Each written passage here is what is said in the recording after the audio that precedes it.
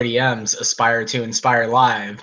With me today, I have Josh and Aden, the guys of Feenixpawl. Say what's up, guys. What up? What's up? Thanks for having us. Yeah, thank you very much for having us. It's great to be here. Thank you for joining us as well. All the fans out there, remember, if you do have any questions for the guys, tweet the questions using the hashtag ATI Live. We always reserve about 10 minutes at the end of the show to ask some choice questions to the artists we have on. So without further ado, we're gonna get this thing going here. We always talk about, where people's original dreams were, where they came from, and both Josh and Aden did not necessarily envision themselves as musicians early on. In fact, Josh, originally you wanted to be a dentist. Tell us a little bit about that, man. Well, it just ran in my family. My father was a dentist. My uncle's a dentist. My grandfather was a doctor. I'm half Chinese, so I come from a medical family. Like that's just what we did growing up. Me and my cousins were all like, we told to study hard so we can get into medicine. Like that was what it was. And then, but having said that, I didn't have those pushy parents that wanted me to go down a certain path. But I actually missed out by one. I needed in Australia it's out of 90, and it's out of 100. Like 99.95 is the top mark, and I needed 98 to get into dentistry, and I got 97 out of 100. Devastating. Yeah, I was devastated. So, oh, sorry, that's me. That's okay. I was devastated. So, yeah, it's. I guess I got into commerce. It was like business management, things like that. And which I hated, and I was at university with him. Actually, we did a couple of classes together that we hated. Yes. And during this time, music was a hobby. We were just DJing. Yeah, and enjoying it. But dentistry, because I was so devastated. I think I had to just sort of put that at the back of my mind and focus on something else. Yeah, so no dentistry for me. I probably wouldn't have lasted that long anyway, let's be honest. Dude, that's hilarious right there. Awesome. What kind of sparked the transition and made you realize that music was the thing that you were really passionate about and go and pursue that?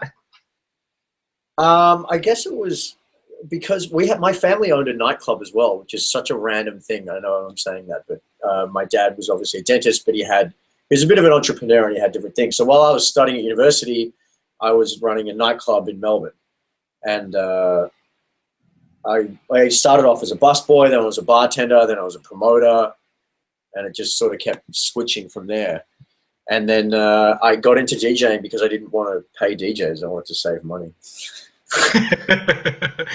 Josh, can you do me a favor? Check the camera. I have an audio feed for you guys, but I'm not getting a visual right now. What's happening?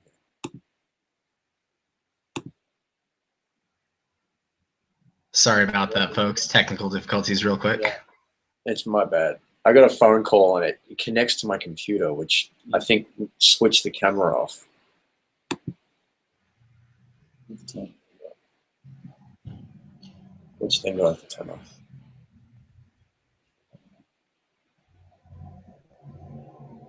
Should be working. We'll be getting there. It looks like it's your profile pic. Do I look good? You guys look like it's a sweet party, actually. Look, you're having a good time. I don't know. I don't know how to fix this. The camera light's on. Interesting. Oh, that's so weird. Huh. Did I disconnect and reconnect? Yeah, try doing that. Try disconnecting and reconnecting there. See if that'll work. Okay, I'll be back in 5 seconds, I suppose. Sure. Sorry about that there, folks. Had a little bit of technical difficulties there with Feenixpawl, but they are coming right back. And remember, if you have any questions, please tweet them out using the hashtag ATI Live. We will make sure to extend the fan question period there at the end of the show. There we go. There we go. Now we got you guys back there. Perfect. There we go. I love the technical difficulties there. But as you were saying there, your family owned a club and everything, and you got into DJing because you didn't want to pay for those other DJs there. No, I didn't want to pay for DJ. I mean, I always loved music, and I loved clubbing. And I loved, I used to have music production software when I was in high school that I just messed around with, but it was never, again, it was always a hobby. I played guitar, I played guitar, I played piano, but it was always a hobby. It was never at the forefront of my mind as a career until we started performing. And that's when I think I fell in love with it at that point.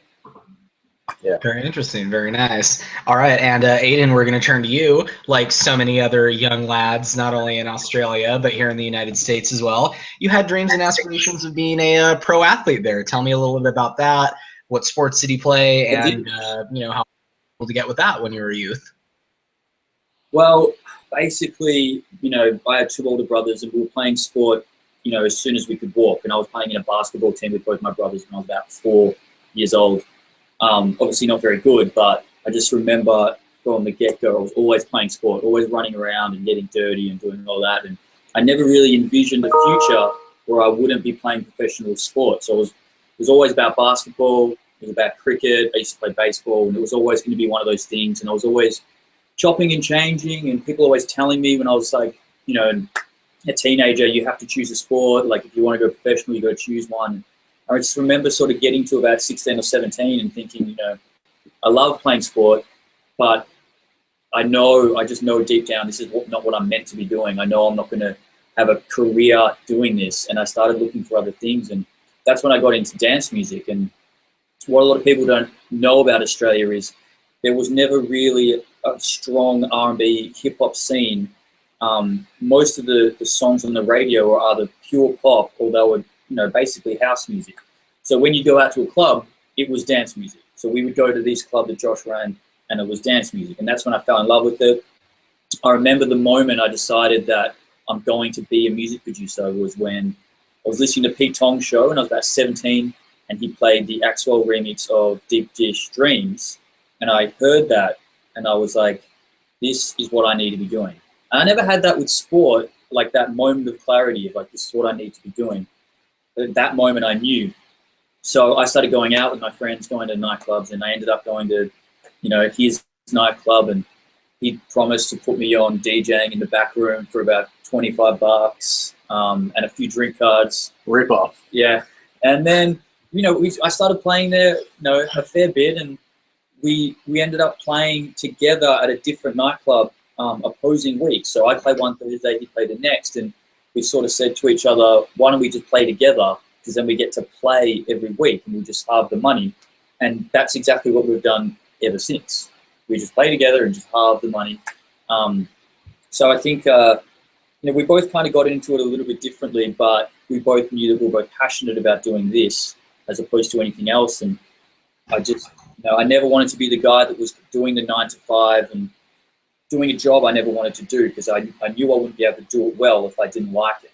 And I'd rather be poor and do the music stuff than be rich and just hate my job and sort of hate my life. So that's how I sort of transitioned from being a professional athlete to dancing.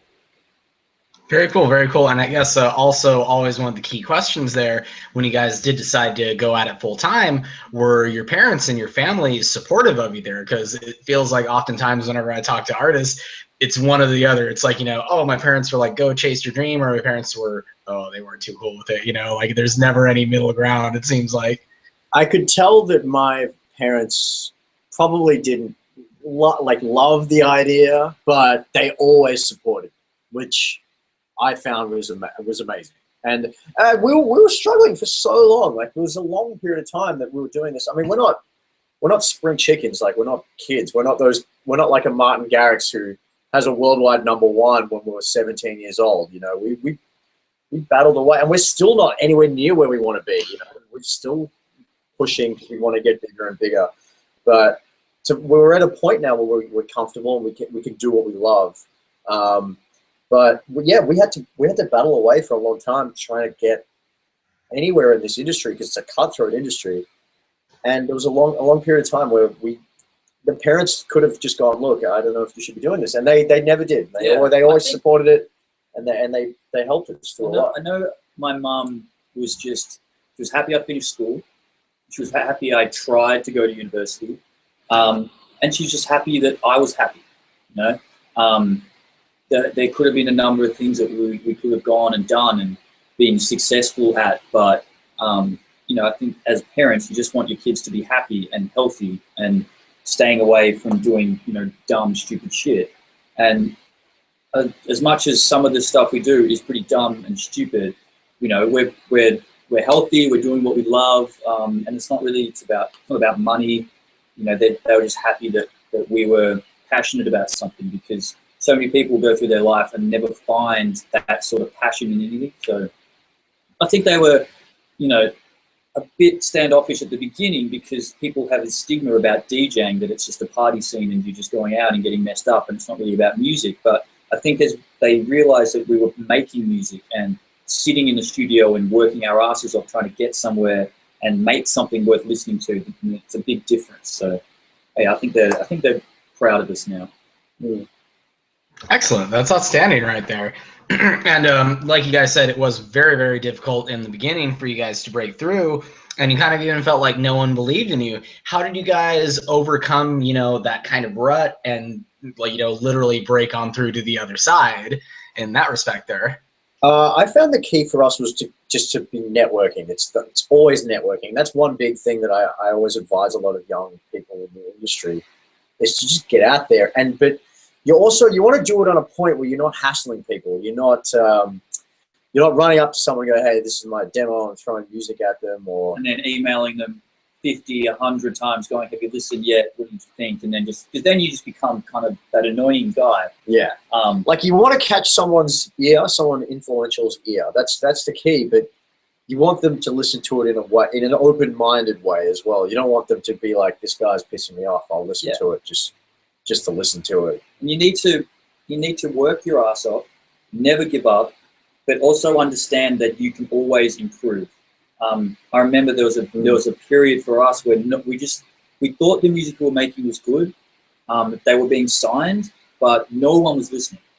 And we sort of felt like this is unfair. We know the music's good, no one's listening. And then we sort of realized, well, maybe it's not that. Maybe we're just not good enough yet. So we need to get our ass back in the studio and work harder and make something better. Don't ever feel like your shit is just so hot, but it's everyone else's problem.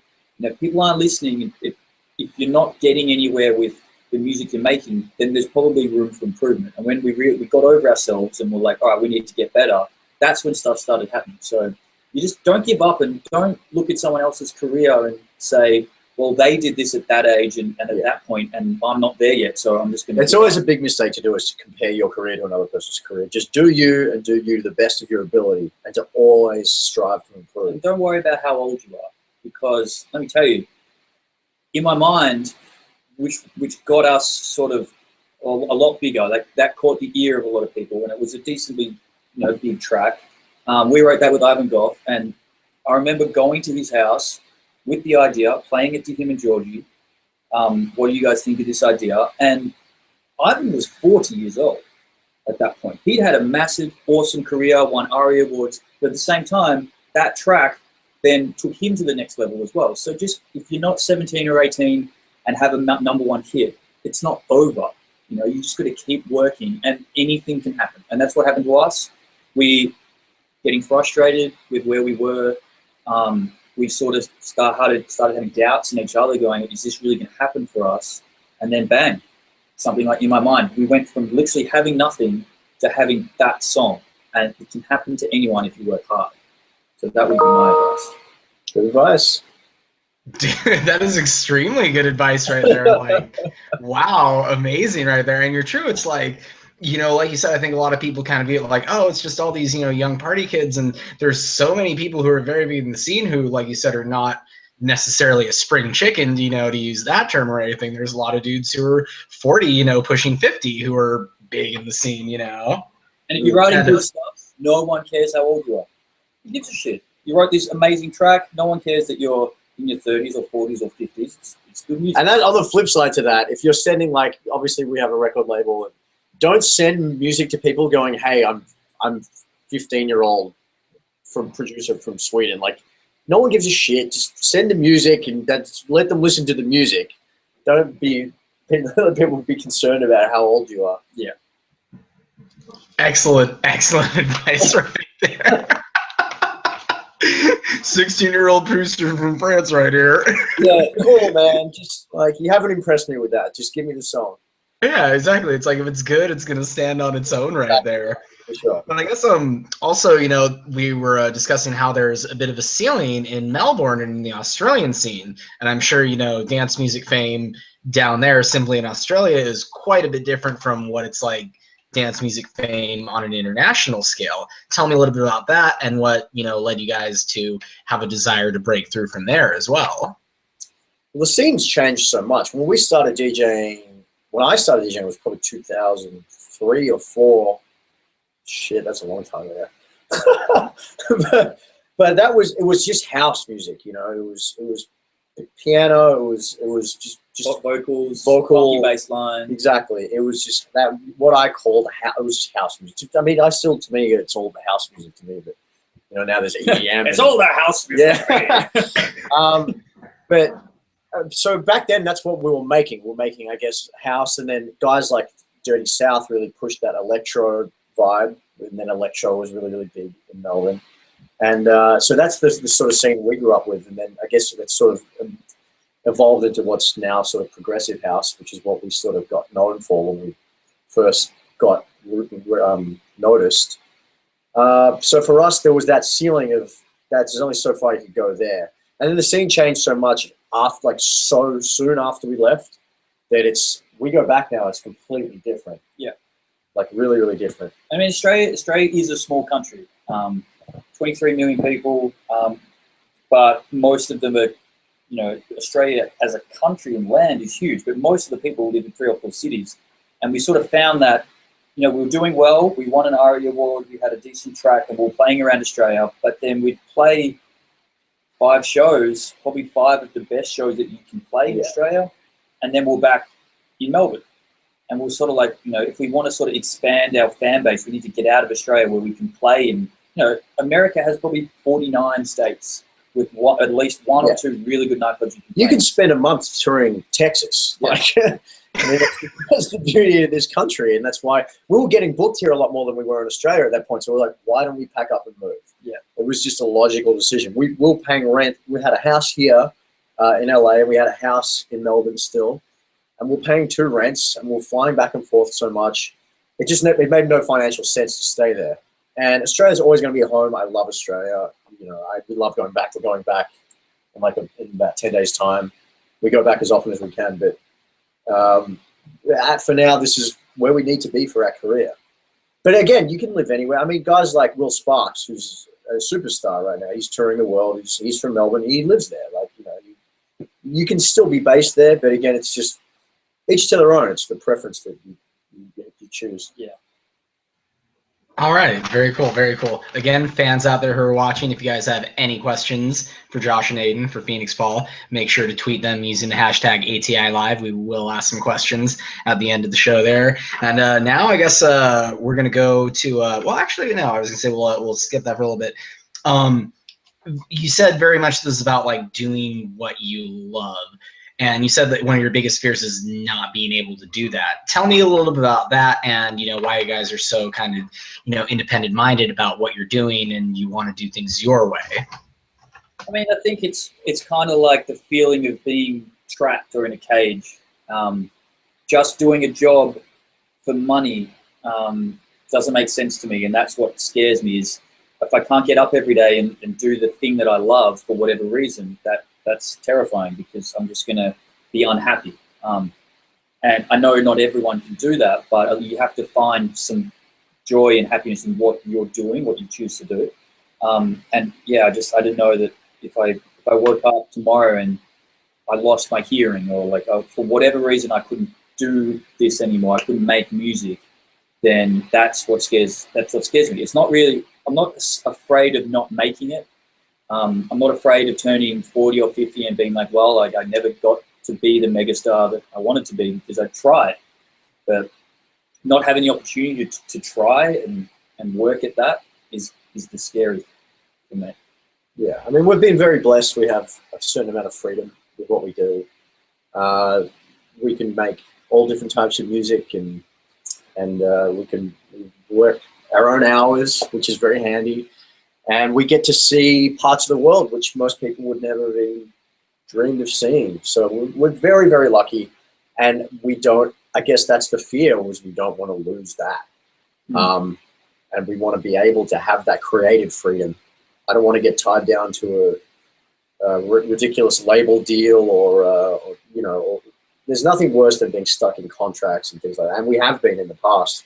But yeah, right now we're in a really good place where we have freedom, and hopefully, you know, we're changing our sound a little bit as of late, and hopefully that can translate into broadening our horizons and reaching new markets and reaching fresh pairs of ears. Very nice, very nice, excellent. All right, well, now we're gonna go ahead and go with like the super deep stuff. We're gonna talk, you know, a little about you know, some family tragedies that you guys have had to endure and the hardships that you dealt with, you know, when you were younger. Josh, your father passed away. Tell me a little about what, you know, what happened there. What was that like for, you know, you as a person, as a child growing up and everything? For sure. Well, it was a shock. It wasn't too long ago. It was 5 and a bit years ago. It was 2010, like 2010. And it was, he'd had a cough for a while. It wasn't anything serious that I knew of. I actually went on vacation with some friends to Thailand, and I just got a phone call one day from my mom, and she said that Dad's sick, you got to come home. I'm like, okay, well, how sick? And she said, very sick. And he was gone within a couple of weeks, which was a shock to my whole family. And my dad was like the patriarch for our family. So it was a big void, and it was probably the hardest thing that I had to go through. And yeah, it was it was really, really tough. And you know, I think about him every day, and I wouldn't be here where I am now without him. And again, from that support perspective, like I said, he was the dentist that most, you know, he was an Asian dentist that most people probably, most families in a similar situation that would be forcing their kids to following the same footsteps. And he was very, very supportive, and hopefully we made him proud. But leading on from that, you know, when he passed away is when I wanted to get the hell out of Australia. I'm like, I don't want to be here. So I said to Aden, I'm like, we had some frequent flyer points. I'm like, let's just get out of here. We went to Mykonos in Greece, and on a vacation. And Sebastian Ingrosso got sick. Sebastian Ingrosso was meant to play at Paradise Club in Mykonos, and we knew that's the one that's like a cave, right? Yeah, it's this big, like, oh yeah, it's in like the side of the hill, and it's this open pool, and it's a beautiful club. It's one of our favorite clubs in the world to play. And one of the promoters goes, look, you guys are here. Do you want to replace Sebastian Ingrosso? And we're kind of like, I don't think the people are gonna like that. Yeah, and they had the sign up at the top like Sebastian Ingrosso. They didn't really make any announcement that he wasn't playing. Anyway, so we didn't have any music with us. We bought a USB stick from like the 7-Eleven up the road, and then chucked it in the laptop and built a set. Borrowed headphones off someone else. Anyway, that trip, just after that set, Ivan Goff came up to us, and he said, "You guys are great. Like, what you're doing is fantastic. We should go back to Melbourne and make a track." And then a couple of weeks later, we made In My Mind. So I kind of attribute, as much as I would give up every bit of success that we have had, to have my dad back, I feel that in some strange way, he gave this to us. So we have to take that ball and run with it. Otherwise, it'd be a waste of a fantastic opportunity. Exactly.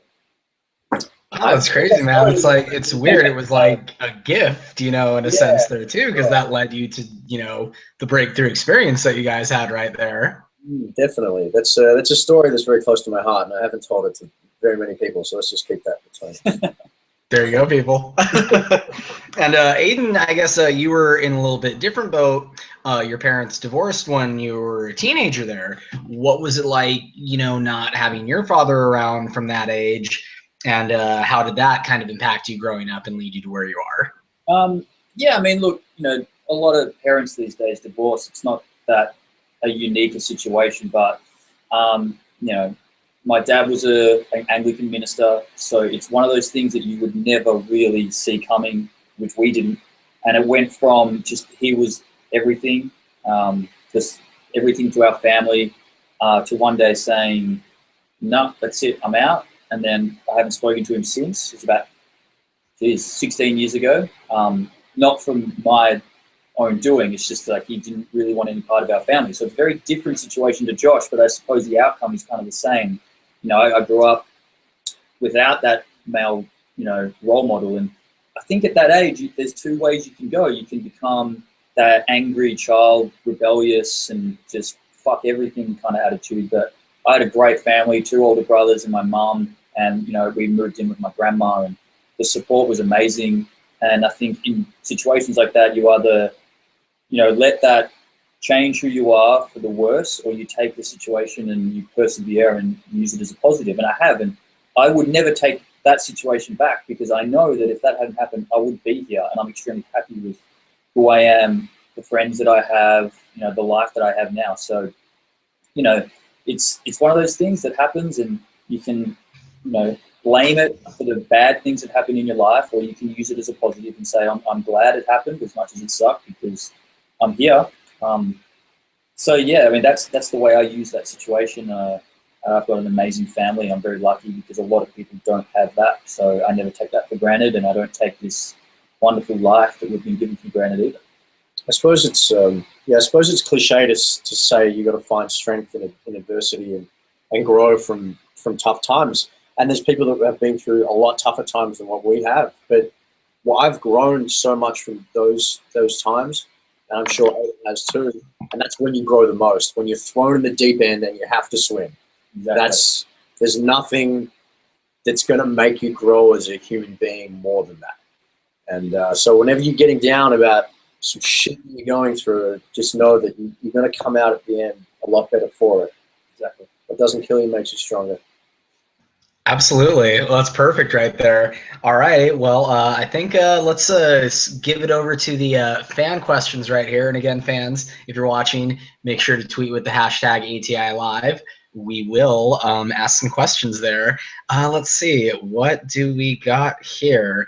I guess going back to In My Mind, how does it feel to still be known and recognized for that song so many years later? I mean, it's a blessing and a curse. It is a blessing and a curse. The blessing is that some people will go their entire career and never really connect with anything, and they not necessarily have a bad career. Within My Mind, it just, the elements were there. You know, Georgie just happened to be in Melbourne from the other part of the country, and we said, hey, you know, do you want to just come with us to Ivan's studio, see what happens? Like, everything came together so well, and the fact that it's still being played and it did what it did. It was a Grammy nomination and the ARIA Award.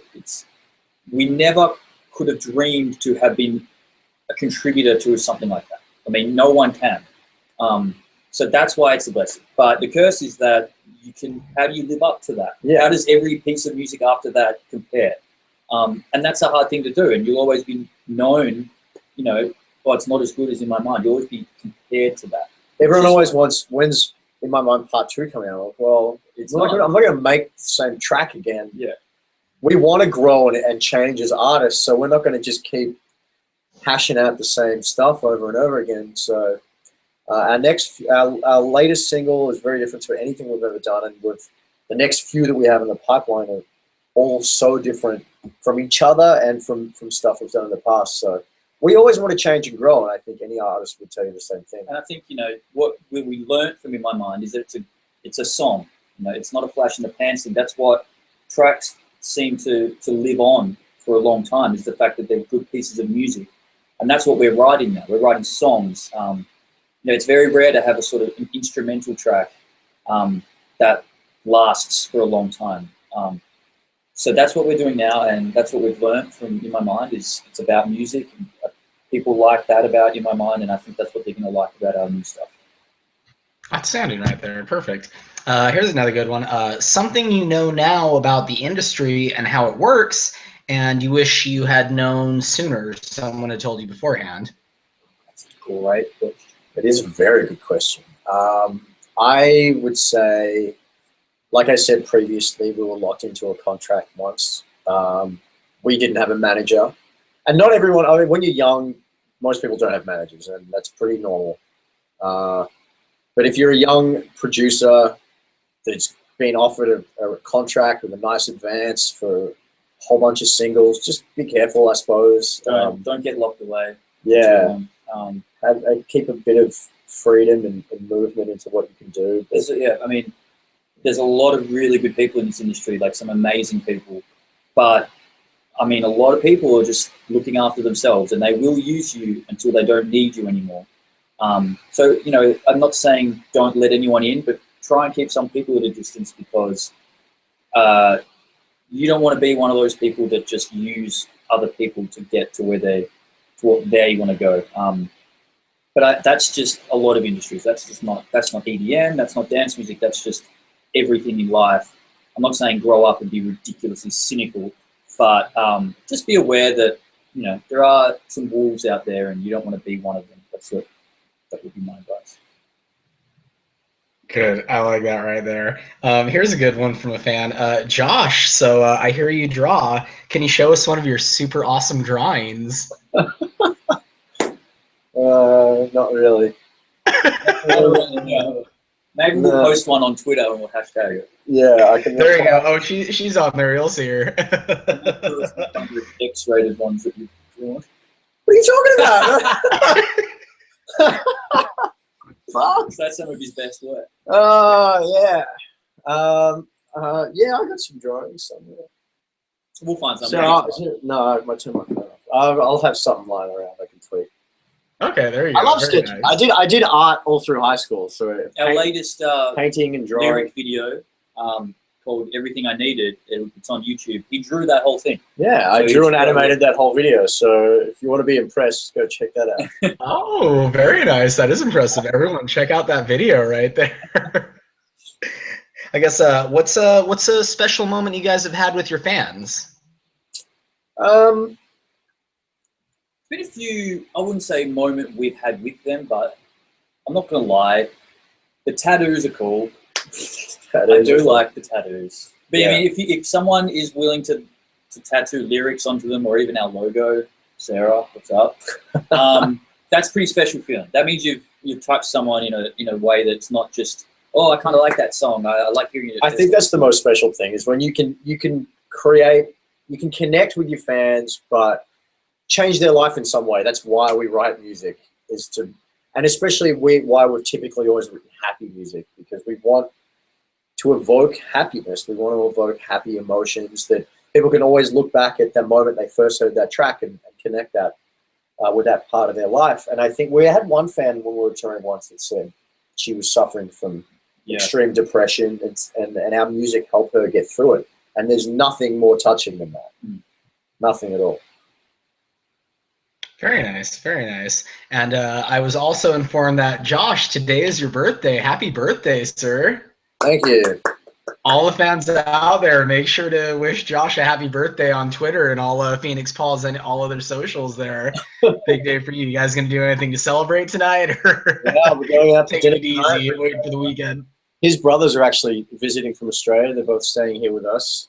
So we're going to get together with about 8 or 9 friends and just have a quiet, low-key dinner.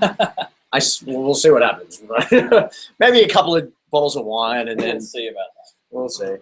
There might be some adult beverages involved. We're Australian. We're gonna drink. Like, come on. It's funny because that's such a stereotype out there. Like, Australians are just heavy drinkers, and you guys handle your liquor extremely well. Yeah. I mean, we don't drink every day, but when we do drink, we drink enough. We go hard. There you go. Yes, go hard or go home. Absolutely. That's it. And I guess we're good over here. Do you guys have any last messages or words for the fans, or anything you want to say to the people out there watching? No, just thanks for all the support. Thanks for bringing us to where we are today. We wouldn't be able to do it without you guys, and hopefully we can continue to grow and keep giving you music that you enjoy. Yep. We have a track out called "Everything I Needed," so yeah, don't be afraid to go and buy that. And we'll be in Miami we're playing the Axtone pool party. And Yes. we're also playing. We're playing one at or the two Sirius more. party and the Axtone party coming up in Miami, and there Maybe might be one or two more, but we can't announce it yet. But yeah, we're excited for Miami as always, because we like to drink. There you guys have it. That was Josh and Aden, Feenixpawl, joining us here on the ATI live stream. Hope you guys all enjoyed it. Join us next time. Thanks so much, guys, for joining us. We will see you guys soon. For those Miami fans, get to those parties and check out Feenixpawl and check out that lyric video too for everything I needed.